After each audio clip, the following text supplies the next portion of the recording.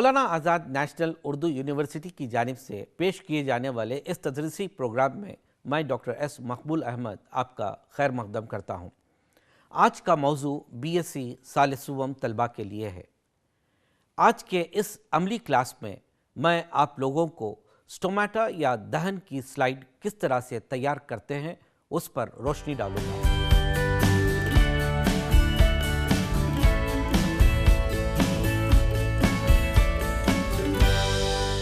Stomata की slide तैयार करने से पहले हम लोगों को स्टोमेटा के बारे में जानना ज़रूरी है।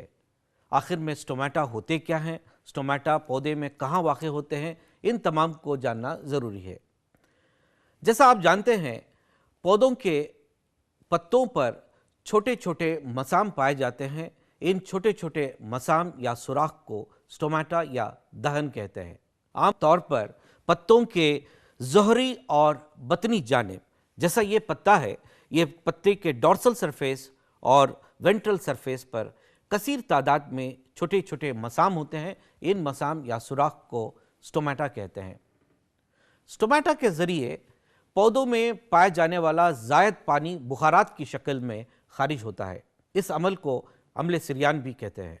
इन दहन या सुराख के ज़रिए अम्ल सिरयान ही नहीं बल्कि शोए तरकीब के दौरान कार्बन डाइऑक्साइड का दाखिल होना, ऑक्सीजन का खारिज होना, या तनफ़ुस के दौरान ऑक्सीजन का दाखिल होना, कार्बन डाइऑक्साइड का खारिज होना, ये तमाम फ़ेलियाती अमल दहन के ज़रिए या स्टोमेटा के ज़रिए वाक़ होते हैं। स्टोमेटा की साख्त किस तरह से होती है, इसको हम आपको दिखाएंगे। जैसा ये स्टोमेटा की साख्त या दहन की साख्त है। आमतौर पर स्टोमेटा में दो गार्ड सेल्स होते हैं या दो बीन शेप या किडनी शेप गार्ड सेल्स होते हैं। इस तरह से ये किडनी शेप या बीन शेप के गार्ड सेल्स, दो गार्ड सेल्स हैं। हर गार्ड सेल्स के अतराफ पतली सी प्लाज्मा झिल्ली पाई जाती है और ये बैरूनी जानिब पाए जाने वाली पतली सी झिल्ली लचकदार होती है और पतली होती है, और अंदरूनी जानिब पाए जाने वाली झिल्ली ये दबीज़ और गैर लचकदार होती है। आप जो देख रहे हैं दरमियान में ये जो मसाम है, इसी को स्टोमेटल पोर कहते हैं। हर एक गार्ड सेल या हर एक मुहाफ़िज़ खलिए के अंदर खलवी माया पाया जाता है, जिसको हम साइटोप्लाज्म कहते हैं। और खलवी माया के अलावा हर एक खलिए में एक मरकज़ा या न्यूक्लियस भी पाया जाता है। इसके अलावा इस खलवी माया या साइटोप्लाज्म में मुख्तलिफ किस्म के खलवी अज़वीचे भी पाए जाते हैं। इन गार्ड सेल्स के अतराफ मखसूस किस्म के खलिए पाए जाते हैं। इन खलियों को एक्सेसरी सेल्स कहते हैं। गार्ड सेल्स के अतराफ पाए जाने वाले एक्सेसरी सेल्स के नंबर के बुनियाद पर स्टोमेटा के मुख्तलिफ अक़साम होते हैं। स्टोमेटा चार किस्म के होते हैं: anomocytic stomata, anisocytic stomata, paracytic stomata, diacytic stomata. Anomocytic stomata में देखा गया है जब गार्ड सेल्स के अतराफ 3 से ज़ायद एक्सेसरी सेल्स होते हैं तो उस स्टोमेटा को एनामोसाइटिक स्टोमेटा कहते हैं। गार्ड सेल्स के अतराफ या मुहाफ़िज़ खलिए के अतराफ जब 3 एक्सेसरी सेल्स होते हैं और इन तीनों में से 2 एक्सेसरी सेल्स एक जिसामत के होते हैं और तीसरा एक्सेसरी सेल बड़े साइज का होता है, तो इस किस्म को एनिसोसाइटिक स्टोमेटा कहते हैं। तीसरा पैरासाइटिक स्टोमेटा। पैरासाइटिक स्टोमेटा में ये देखा गया है कि गार्ड सेल्स या मुहाफ़िज़ खलिए के अतराफ सिर्फ 2 एक्सेसरी सेल्स पाए जाते हैं। ये दोनों एक्सेसरी सेल्स गार्ड सेल्स के ऑपोजिट डायरेक्शन में पाए जाते हैं।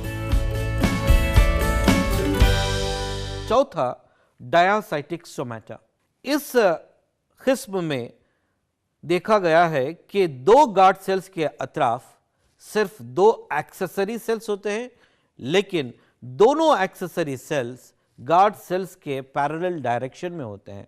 इस तरह से एक्सेसरी सेल्स के नंबर के बुनियाद पर स्टोमेटा के मुख्तलिफ अक़साम आप लोग देख चुके हैं, एनामोसाइटिक, अनिसोसाइटिक, पैरासाइटिक और डायासाइटिक स्टोमेटा। आइए मैं अब आप लोगों को स्टोमेटल स्लाइड या स्टोमेटा की स्लाइड किस तरह से तैयार करते हैं उस तरीके को दिखाऊंगा। स्टोमेटा की स्लाइड या स्टोमेटल पील की स्लाइड तैयार करने के लिए हम लोगों को चंद अशिया की या मटेरियल की ज़रूरत होती है।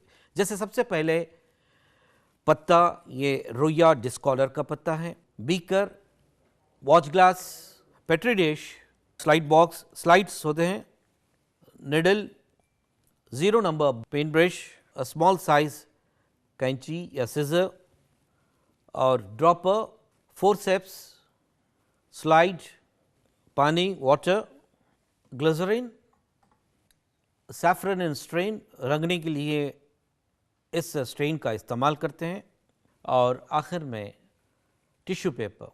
तो इस तरह से इन तमाम अशिया की ज़रूरत होती है। अब हम स्लाइड किस तरह से तैयार करते हैं उस पर रोशनी डालेंगे।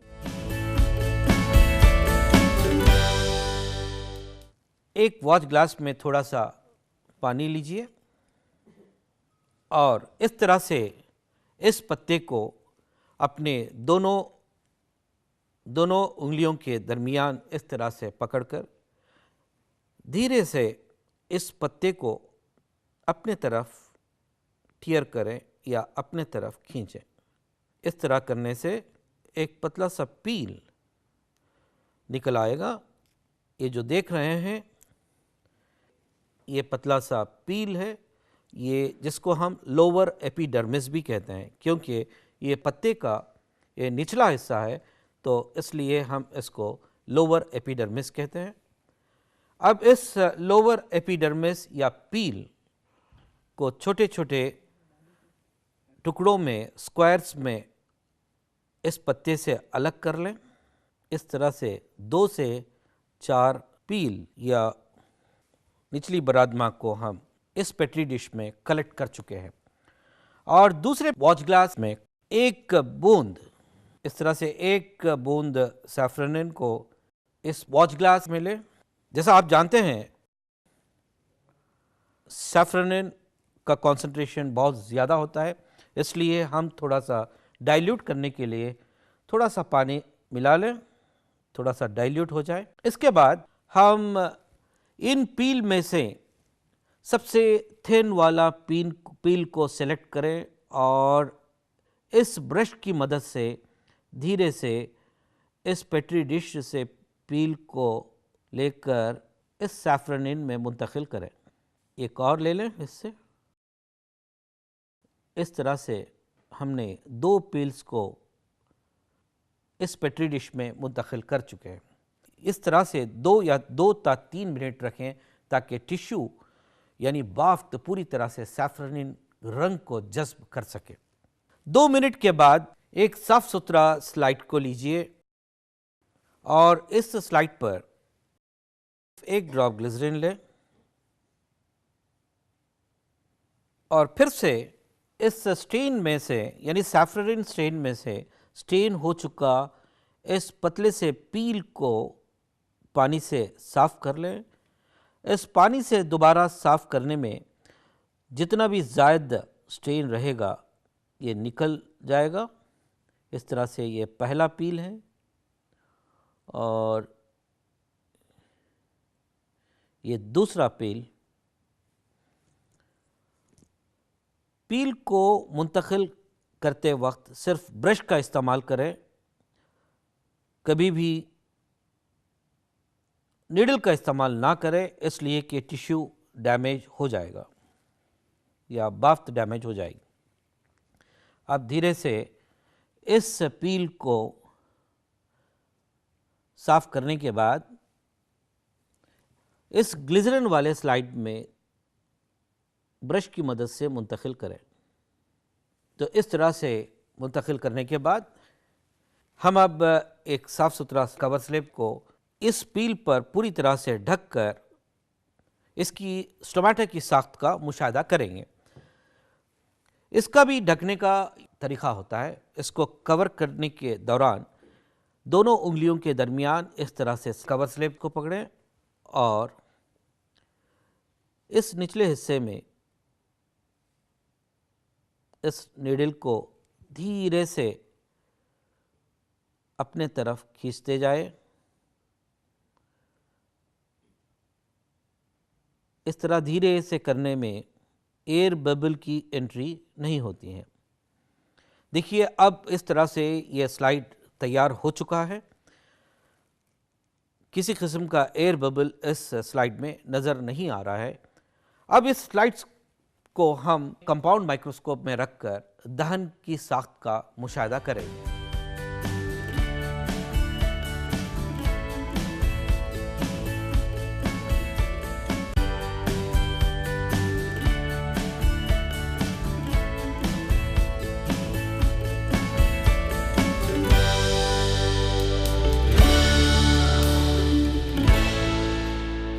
स्लाइड तैयार करने के दौरान इन बातों का ख्याल रखें। सबसे पहले कवर स्लिप कवर करने के दौरान धीरे से कवर स्लिप कवर करें ताकि इनमें एयर बबल्स ना आए। और दूसरा, पील को जब मुंतकिल करते हैं, लोअर एपिडर्मिस को जब मुंतकिल करते हैं, उस दौरान ओवरलैपिंग, पील का ओवरलैपिंग ना हो। और तीसरा, ग्लिसरीन जब स्लाइड से बाहर निकल आएगा तो उस वक्त आप टिश्यू पेपर का इस्तेमाल करते हुए आप ज़ायद स्ट्रेन या ज़ायद इस ग्लिसरीन को हटा दें। इन तमाम चीज़ों का स्लाइड प्रिपरेशन में ख्याल रखें। अज़ीज़ तलबा, आज आप लोग स्टोमेटा की स्लाइड किस तरह से तैयार करते हैं या स्टोमेटल पील को किस तरह से तैयार करते हैं, इस तरीके को आप लोग देख चुके हैं। और अगले अमली क्लास में मैं किसी और मौजू पर आप लोगों को बताऊंगा।